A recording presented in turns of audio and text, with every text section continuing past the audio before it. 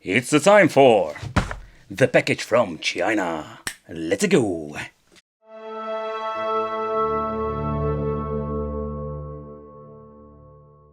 Hey guys, welcome back to the channel. It's awesome that you're tuning in. So in this video, it's time to unleash the beast, because this is absolutely a beast of a handheld. We're going to talk about the Anbenic RG552. And Anbenic is like an amazing company in my opinion that still shits out too many handhelds, but make like good quality handhelds. So this thing, like all the other ones, is flawed. It has some issues. It did come with a very good charger. So when you're looking at everything, like it is so much better quality. For example, it comes with a very nice quality cable. There are some SD cards that comes with it, depending what kind of version you're having. And then we're having the screen protector. I did it myself, just read it, just to see what you can do with it, because the functionality of this device are like crazy. But okay, so we're also going to explain what you can do with it. So let's take a close look at this gigantic beast. And why is this a beast? Yeah, not only of the emulation performance, because you're going to get yourself some beefcake arms using this, because oh man, it's very heavy. But let's take a close look at the handheld itself. What are we going to get and how good is it? Because there are some things that you need to know before you even consider buying this. When you're looking at the Anbenic design, they are using the similar designs with all the other versions, from let's say the RG350 and later. And it's not a bad thing, and especially when you're going to get bigger. But bigger is not always better. Already mentioned this thing is quite heavy. And how heavy it is, let's take a close look at that. In total, this thing weighs 356 grams. And now you're thinking, is it heavy? That is quite heavy when you basically compare it with other handhelds. And of course, depending what, because Anbenic also made metal handhelds, and those are even more of a beefcake of a handheld. But 356 grams, I don't know, like if you hold this thing in your hand for a very long time, it's not going to be super comfortable. Okay, so one of the things I wish they like going to improve, or getting like an extra bracket that you can click it in. So this thing is quite flat. So when you're holding it, it's not going to be like very comfortable to hold, compared with some Powkiddy devices that have like very nice comfortable shapes. That's maybe something that is personal, but that is something I wish they changed out in the future. And overall design, I really like it. And it looks like it's a metal case like the previous model, but everything is made out of plastic. Okay, so at the left side of the device, we're going to get ourselves the nice quality Nintendo Switch look-alike joystick. So we're going to get a D-pad, and the D-pad, I can say like I love this D-pad. Then we're going to get ourselves here the selection button. Is a very long travel membrane. Here we're going to get the volume control. At the top we're going to get a very nice clicky shoulder buttons, but the main problem I'm having when you're holding it, I think it's not the best design, because you always need to move around with your fingers.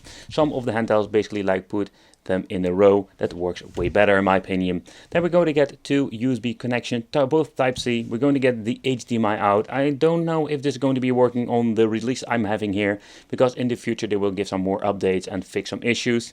And here we're going to get the headphone jack out. Okay, at the right side we're going to get this clickies on off button. Then you need to hold for a couple of seconds for turning it on. Then we're going to get start, the same button like the select, the ABXY. I must say that I personally really like the travel of this. It doesn't really have like a mushy feeling to it. It feels very nice. And of course we're going to get the joystick. But at the bottom part, there we're going to get some interesting features. And my camera is not focusing anymore. Great. Okay, so at the bottom part we're going to get two speakers. And those speakers are not bad at all.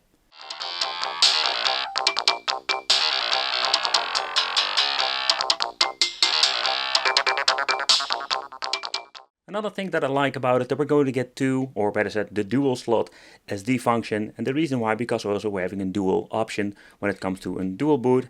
Then we're going to get the reset button over here. So they basically put it in the left models and the outside. And I think it's very convenient, because if you want to reset the system, you can do that fairly easy over here. So when it comes to the display itself, the display isn't very nice quality display. It's a widescreen. Yeah, so the only thing that basically, the only emulator that utilizes is the PlayStation Portable. But normally with the software we can put in the original 4:3 aspect ratio. So I must say, like, what I do like about some of these handhelds, like from Anbenic, that they're having like the special displays with a great resolution, simply because they just want to focus on the retro gaming. But this is more like an all-in-one version. An option I think is pretty damn cool, that we can use it with the touch. And the reason I'm saying with the touch, I did review a lot of Android devices, like really old ones with very old Android. And the main problem I had with those is that they didn't have a touch at all. So, and now we do have the option. We also can navigate through it. The normal buttons, we don't need any weird configuration. That works out of the box. But let's take a close look at the other option, because this is just Android. We can add yourself like some new emulators if you want to. Here you can see we have RetroArch, PlayStation Portable Emulator and all the other stuff. But you can also just play some games with it. When powering on, you will notice that there is a fan inside to keep this thing cool. And there is only one minor downside to this. So it's not very loud, but it will always be on. So this is not a situation that it will go off when you're just browsing on the internet or just messing around with it. No, it's always on. Let's say it's not very loud, but it's noticeable. Another thing is when you're going to put it flat on the surface, and that is in my opinion a little bit of a bummer. There is some space between, let's say, the table and the fan, because of the rubber pads at the bottom, but still it's a very minor difference.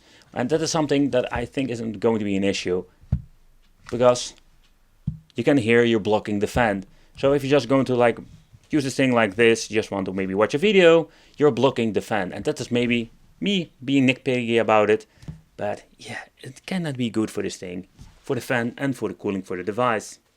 But let's talk about the dual boot option. What I love about it, the Android part is great. But if you just want to play some games, you're going to get yourself the Bodashira SD card. You can make it yourself, you can buy it, it's all up to you what you want to do with it. And by powering on, you're going to get into the menu of Bodashira and you can just play your games. No mumbo jumbo, it's just super easy to do, and that is what I really love about it. This dual boot option is absolutely amazing. To be honest with you guys, like I'm a big fan of Bodashira, and what you can do with it is so much cool. Like so much cooler than Android itself. Of course, with Android you can download the Apple applications, you can basically like get a front land, but this is just everything that you're going to need if you just want to play some games. If you want to play some MAME and all the other stuff, it will run just fine. But we're going to test out, let's see how capable it is with, let's say, Sega Dreamcast. It will look amazing because you can already see on the display itself looks so much better than I've seen before. But yeah, I think that is something we can expect when you're paying so much more money for a device like this. Okay guys, so let's take a close look at one of my favorite PlayStation 1 games to play. And yeah, it has been set to widescreen, so you can also put it back in 4:3 if you want to, but just going to leave it like this. I don't really mind the widescreen. Yeah, I know, I like it. It's stretched up like crazy. But I keep mentioning like the audio itself, it's absolutely amazing. Like, you're paying a lot of more money for this device, but absolutely you can see it from here and there. Like, the display is better, everything, like the audio. So, okay, and here we're going to get the parts. So we're going to use the shoulder buttons a lot.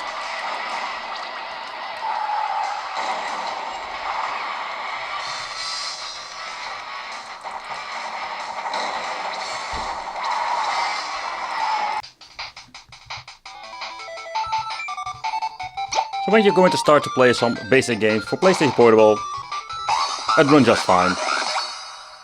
Doesn't help my gameplay, of course. But a lot of fun games you can play, work just fine.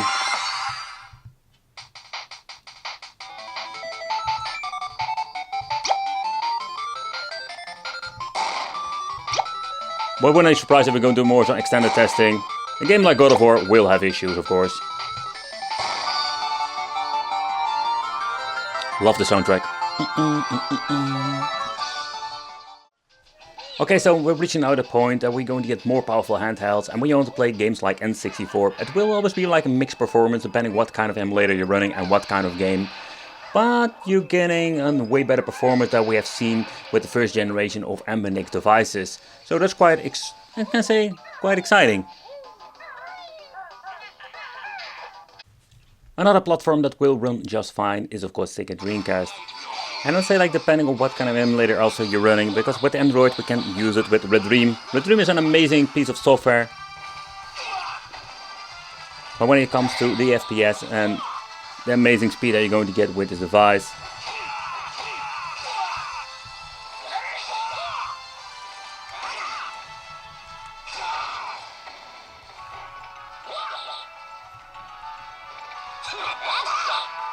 and when you listen to the soundtrack of this game, it's amazing, combined with the tiny speakers that comes in this handheld. But if you're searching for an handheld that can play some MAME, I think this will not be the handheld that you should buy. And the reason why, because when you're looking into the old stuff, 8-bit, 16-bit, MAME, you name it, most Anbenic handheld will run it just fine. Even like the other brands like Pow Kitty.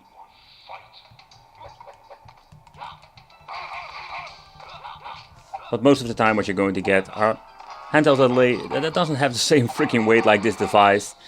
And they will have like a less quality screen, because this one looks just amazing.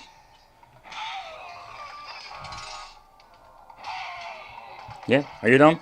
Are you done? Are you done? Nope, you're still not done. I am done. Okay guys, so let's take a close look at this specification list. It's time for the wicked nerdy time. The CPU is on a Rockchip 3399, that's basically in hexa core.